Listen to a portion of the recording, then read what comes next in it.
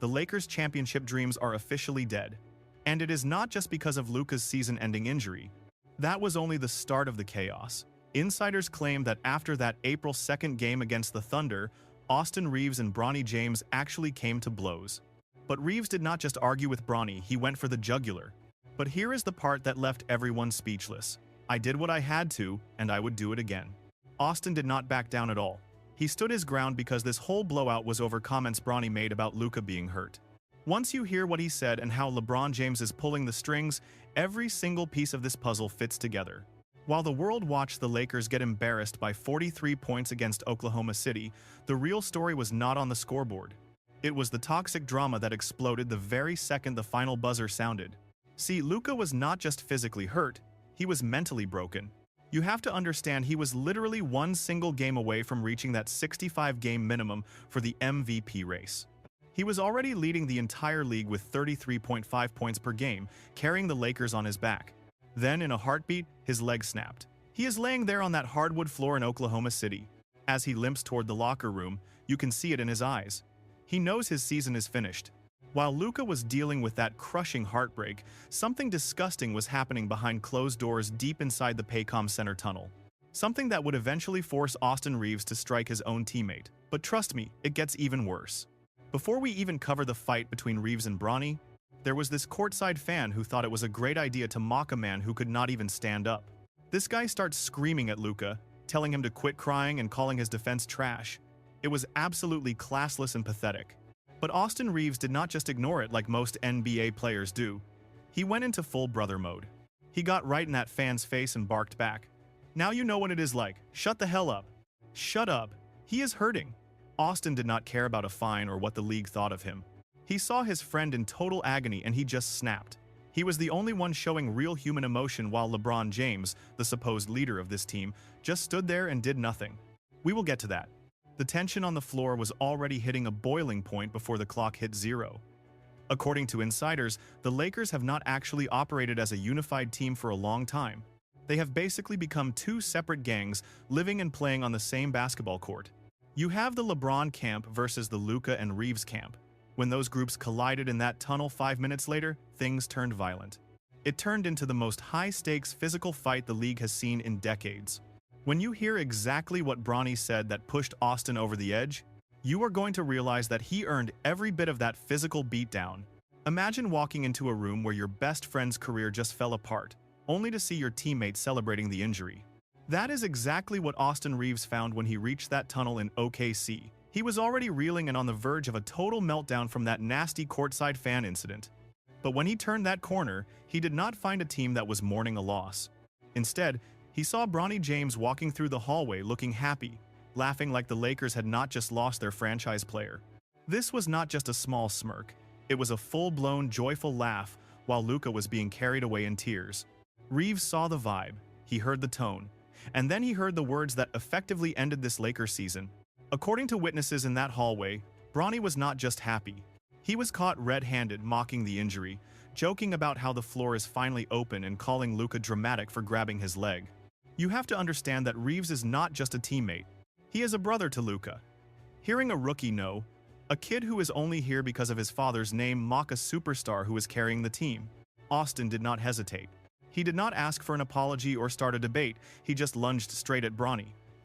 This was no typical NBA scuffle. This was a man who had finally reached his limit with the entire James family and their entitlement. Things got so out of control that team security had to sprint in immediately. I am talking about a full squad of guards trying to rip Austin off of Bronny before he could truly dismantle the kid. But you will not believe the real motive behind Bronny's reaction. It is much more sinister than just a bad attitude. Bronny knows that with Luka out of the game, his playing time is about to skyrocket. Winning games is not the priority for him.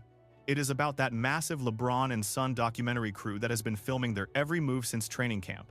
And that is precisely where his father, LeBron, enters the frame. They need footage of Bronny leading the team alongside his father to sell a narrative for some massive Netflix or Disney deal. But this is where things get wild. When the media finally caught up with Reaves, he refused to give them the standard corporate PR answer. He stared straight into the lens and dropped a line that will haunt LeBron James and his son until the day they retire. He said, and these were his exact words, You should not be celebrating something like that. We are a team and it shows exactly who raised you. Honestly, Reaves hit the nail on the head. An incident like this makes you wonder about the conversations at the James dinner table, if the kid thinks a star's injury is a reason to smile. And that brings us to the most damning question of the entire night.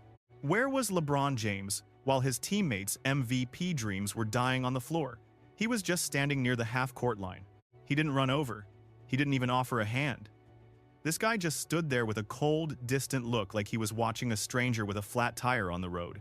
It was a total repeat of the LeBron pattern we have seen for a decade now. Remember 2015 when Joe Vardon of Cleveland.com reported that LeBron and his team were calling Kyrie Irving soft for struggling with a knee injury during the playoffs? LeBron was essentially telling the media that Kyrie needed to just tough it out. It is the same story. If you aren't actively helping LeBron's GOAT narrative, he treats you like you are completely disposable. When Luka got injured, only a few guys actually stepped up, and Jared Vanderbilt was definitely one of them. If you watch the replay, you will see Vando sprinting to get in front of the cameras. He was not just being nice. He was physically blocking the media from filming Luka looking vulnerable because he knew those vultures would use that footage for their next big drama chapter. Vanderbilt was protecting Luka's dignity while the rest of the team just stood back and watched. But why did they keep their distance, you ask? Well, the Lakers insiders are saying the rest of the bench was actually too scared to move. They were terrified that showing support for Luka would put them on LeBron's bad side, and who knows what that could do to a career. Yeah, that is how toxic this whole thing has become. But even that is just the beginning of the drama, because LeBron has been working backstage to reconcile with Stephen A. Smith. Think about that for a second, because those two have been bitter enemies for many years now. So, why would LeBron suddenly bury the hatchet? It is quite simple. He needed a mouthpiece to run a smear campaign against Luka. These guys literally cooked up a weird narrative where Stephen A. started hinting that Luka was faking his hamstring strain because the Lakers were losing with him on the floor. Because when we saw him grabbing his hamstring in the first half, a lot of us were like, wait a minute now. That simply wasn't happening when you were dropping 30-plus points over the last 12, 13, or 15 games. But suddenly your hamstring is hurt? We were all looking at that situation with a raised eyebrow. This guy sat there trying to call the most competitive player in the league a quitter just to protect LeBron's image. This is someone he bashed for years, to the point where it almost led to a physical fight between them. The most painful part of this is that the contrast in character here is actually quite wild. Last season, remember when LeBron tripped Ivica Zubac and caused a nasty ankle injury? Guess what LeBron did then? He just looked back and turned away. But Luka was the very first one there to help Zubac up. He stayed with him until the trainers arrived, even though Zubac was playing for the opposing team. Luka has always been about sportsmanship. He is the guy who buys dinner for ball boys and knows the security guards by name. He is the heart of the Lakers, and that is exactly why the James family sees him as a threat. Reaves knew all of this. That is why he was not just mad at the fan making fun of Luka. He was shaking with rage because he could see the betrayal happening in real time. He saw his brother hurting. He saw LeBron standing at half court like a statue, while his son mocked the only real shot the Lakers had at a championship ring. But here is the question nobody is asking. Why does the James family even see Luka as such a massive threat? Why are they so desperate to push him out that they would celebrate a season-ending injury in their own locker room? This situation is much bigger than a simple tunnel scuffle in Oklahoma City. This reaches the very peak of the NBA food chain, uncovering a conspiracy suggesting that the injury Austin Reaves suffered just days later was no accident. Look, LeBron and his son Bronny don't view Luka as just another teammate on the roster.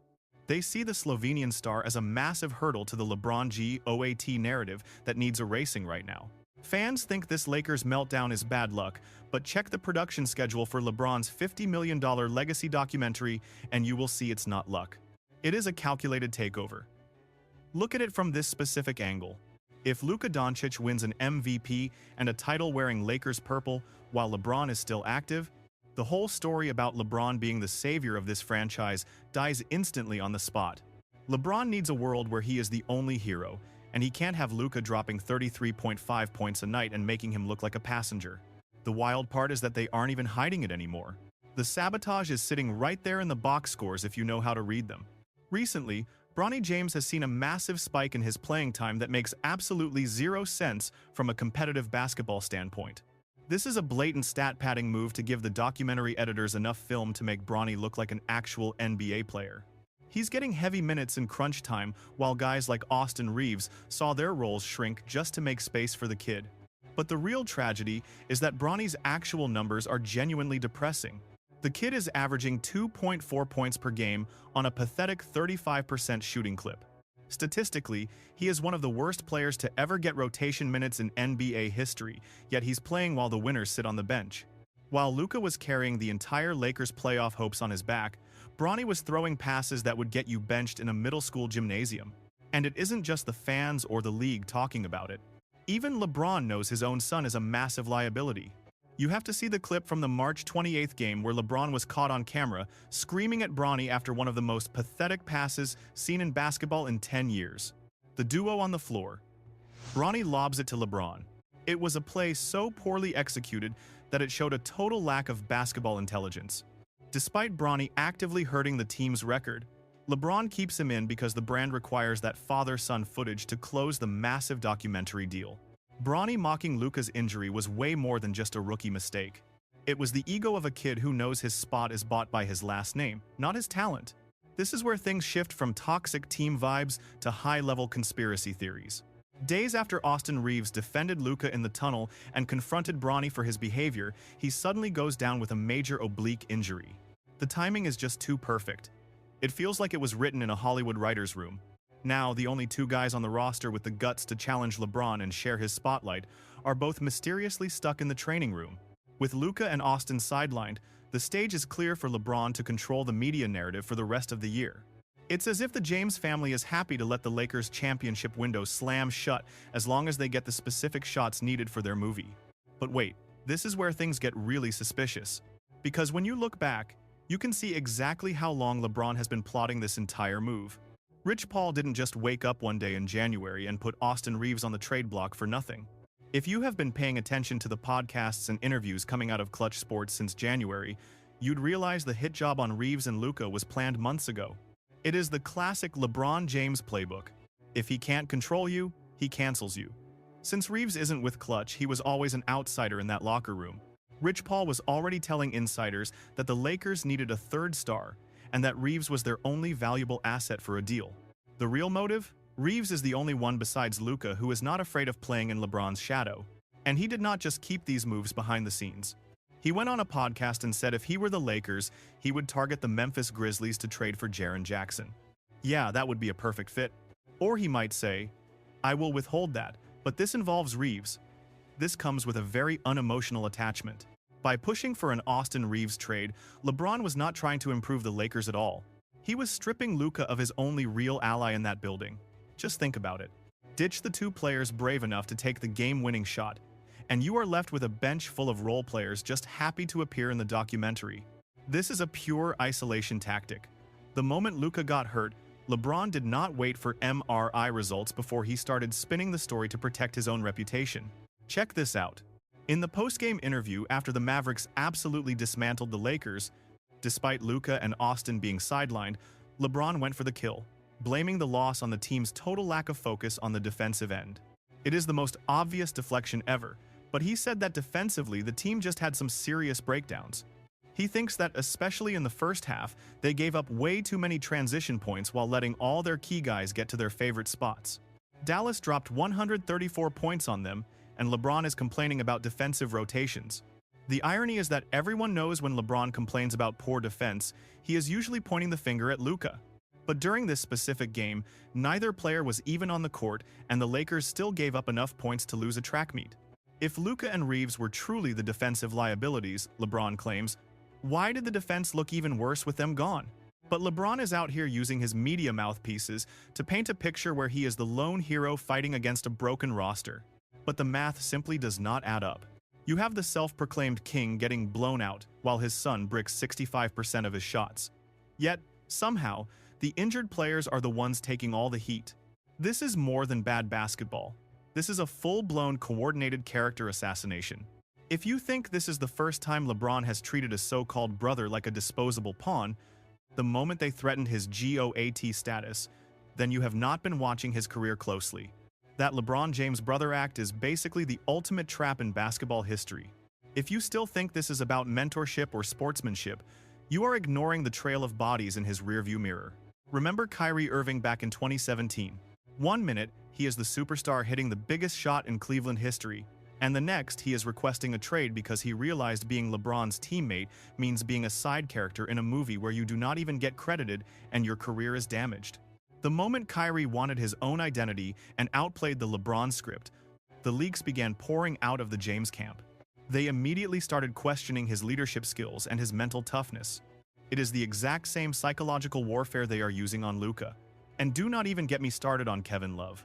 People forget the 2018 season, when Love was literally struggling with major panic attacks. Instead of the team supporting him, he was dragged into petty locker room squabbles. But why? Because the LeBron camp decided Love's injuries and mental health were the only obstacles to another championship ring. It is a cold, calculated pattern of abandonment. LeBron does not have teammates. He only has disposable assets. You are either a booster rocket for his personal narrative or an obstacle that must be cleared away. Since Luka is now the biggest obstacle to that story, he is receiving the Kevin Love treatment in real time. While Luka sits in what insiders call a dark place emotionally, the cameras for the James family documentary have not stopped rolling once. Dave McMenamin actually reported that the energy surrounding Luka since his injury has been absolutely devastating. He is physically and mentally broken because he knows his MVP season was stolen by this toxic environment. Yeah, I just left that Lakers locker room where I saw a very quiet and somber Luka Doncic sitting all by himself in the corner, sliding a heavy compression sleeve over that injured left hamstring of his. But just walk 10 feet down the hall in that same locker room.